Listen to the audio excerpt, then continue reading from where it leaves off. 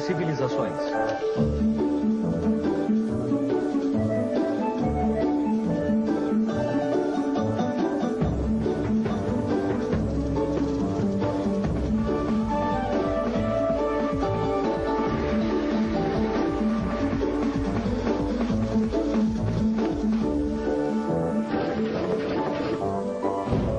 O Império Azteca, primeira parte. Vamos dar uma olhadinha no nosso planeta. O local onde as Américas do Norte e do Sul se encontram é uma região que hoje é o México e a América Central. É a morada de selvas, montanhas e de florestas tropicais e ainda guarda uma das culturas mais misteriosas e poderosas que conhecemos. Uma poderosa civilização dominou a região inteira há centenas de anos. Esse povo era chamado Azteca. Os aztecas tinham um poderoso exército que conquistou os povos vizinhos. E em apenas 2 séculos, tornaram-se os senhores da Mesoamérica. Mas vamos voltar ao começo da história. Há uma época em que civilizações mais antigas viveram nessa parte do mundo, deixando-nos arte e templos magníficos. Primeiro vieram os olmecas e os zapotecas. E de uma parte dessas culturas emergiu uma civilização majestosa chamada Teotihuacan. Mas algo começou a acontecer. Essas grandes civilizações, que eram tão poderosas, começaram a desaparecer da região. O que estava acontecendo para fazê-las desaparecer? Talvez todas estivessem sendo raptadas por extraterrestres. Provavelmente não. Mas ninguém sabe ao certo por que eles desapareceram. Com a queda da grande Teotihuacan, começou uma era turbulenta e caótica. Vários povos entraram em cena e começaram a lutar entre si pelo poder, até que no século XII, os aztecas chegaram pelo norte. Os aztecas conseguiram dominar todos os povos vizinhos e logo passaram a governar toda a região. Tenochtitlan. Os aztecas eram grandes guerreiros. E não só conquistaram os povos vizinhos, como os trouxeram para o Império. No auge de seu poder, o Império Azteca incluía 38 estados diferentes e muitos povos distintos.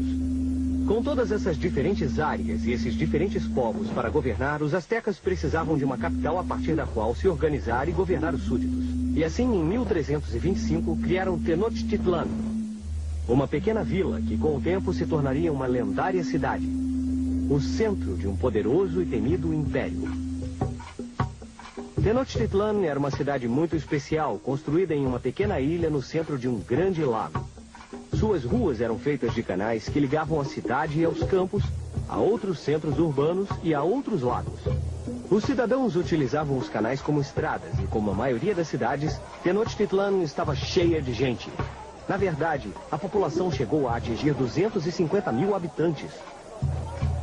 Ao olharmos atentamente para o horizonte, somos capazes de ver as montanhas que circundavam a cidade. Os aztecas reverenciavam as montanhas, com seus picos que chegavam até o céu onde viviam os deuses. Os aztecas construíram cerca de 25 templos em forma de pirâmide que imitavam as montanhas. Esses templos foram concebidos para provocar medo e respeito entre a população. As cerimônias que envolviam sacrifícios humanos eram realizadas em altares de pedra no topo das pirâmides. A alimentação azteca. Você gosta de milho, chocolate, amendoim ou tomates? Bem, tente adivinhar de onde vieram. Os aztecas! Os povos da Mesoamérica comiam muitos alimentos saudáveis e saborosos, e nós temos de agradecer-lhes por muitas das colheitas abundantes que temos hoje. Por exemplo, eles foram os primeiros povos a cultivar milho. Os aztecas usavam milho em muitos pratos diferentes, inclusive para fazer algo como as tortilhas que os mexicanos fazem hoje. Eles também foram os primeiros a descobrir o chocolate. Também tinham feijão, abóbora, melão, pimentas vermelhas e verdes e abacates. Devemos todos esses alimentos aos antigos habitantes da Mesoamérica, como os aztecas. Mas uma das coisas que os aztecas tinham de mais estranho era o gosto por insetos e até por cães. Na verdade, os aztecas ainda comiam vermes como eu. E não esqueça de meus parentes como gafanhotos, formigas e larvas, que eram também uma parte importantíssima da dieta asteca. Se você pensa que é nojento, eu garanto, nós somos deliciosos. Eu disse deliciosos? Não, mentira. Socorro! Deixa eu sair daqui. Eu não sou delicioso, não. As chinampas. Oh, isso é terrível. Não tenho comida bastante para alimentar o meu filho. Ô, mamãe, ainda tô morrendo de fome. Com o crescimento da população asteca, começou a ficar difícil cultivar alimentos suficientes para todos comerem. O problema era que não havia terra suficiente para as plantações. A escassez de alimentos, que durou muito tempo, assolou os astecas no ano 1265. Foi então que Acatonali, o líder do império, propôs uma ideia muito genial para o Conselho de Anciãos.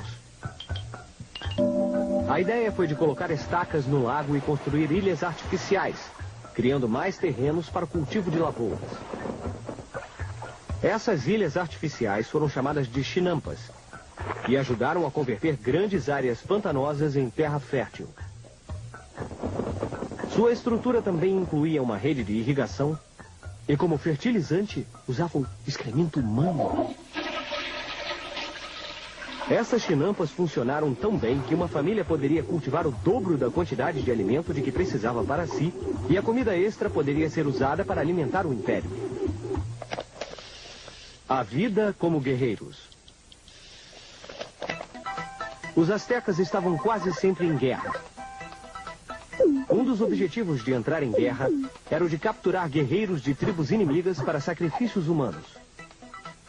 Eles acreditavam que quanto mais feroz o guerreiro capturado, mais satisfeitos os deuses ficariam.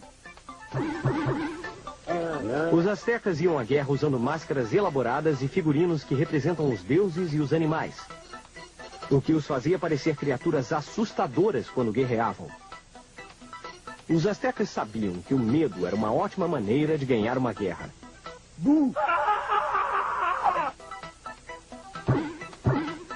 Embora os guerreiros fossem terríveis, a guerra e a dominação não eram a única coisa com que os astecas se preocupavam.